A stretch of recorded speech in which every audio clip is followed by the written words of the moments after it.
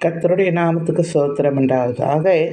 ஏற்ற காலம் வர வரை நாம் என்ன செய்யணும்? அடங்கி இருக்க வேண்டும்.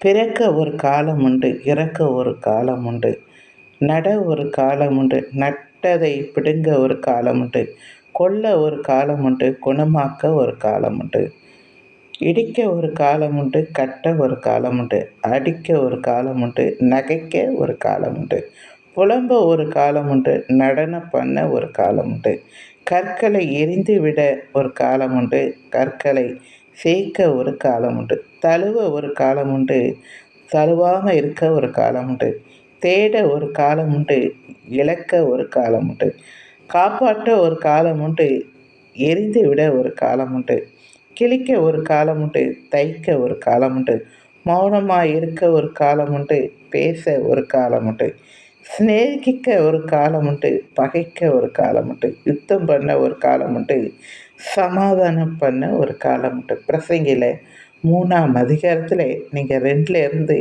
8 வரைக்கும் பார்த்தீங்கன்னா, இது எல்லாத்துக்கும் ஒரு ஒரு காலம் உண்டு. இதெல்லாம் நடக்காமல் இருக்காது. இன்னைக்கு சிரிப்பு, நாளைக்கு அழுகும்.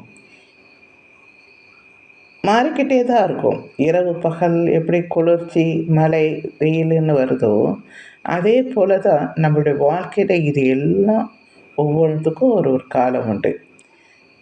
பிறக்க ஒரு காலம் உண்டு, படிக்க ஒரு காலம் உண்டு, திருமணம் பண்ண ஒரு காலம் உண்டு. இப்படி ஒவ்வொருத்துக்கும் காலம் உண்டு இல்லையா? அதே போல தான் நம்முடைய வாழ்க்கையில் ஒவ்வொன்றும் நடக்க தான் செய்யும்.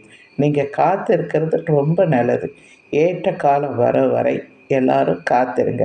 இன்னும் எனக்கு இது நடக்கவில்லையே, இந்த மாதிரி எதிர்பார்த்தனே ஏன் நடக்கலை அப்படி காத்திருங்க. ஆண்டவர்கிட்ட ஜெபம் பண்ணி நீங்கள் காத்திருங்க.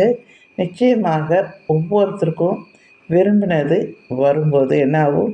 மிகவும் சந்தோஷமாக இருக்கும். ஆனால் காத்திருப்பது ரொம்ப ரொம்ப நல்லது. சரிங்களா? தேங்க்யூ.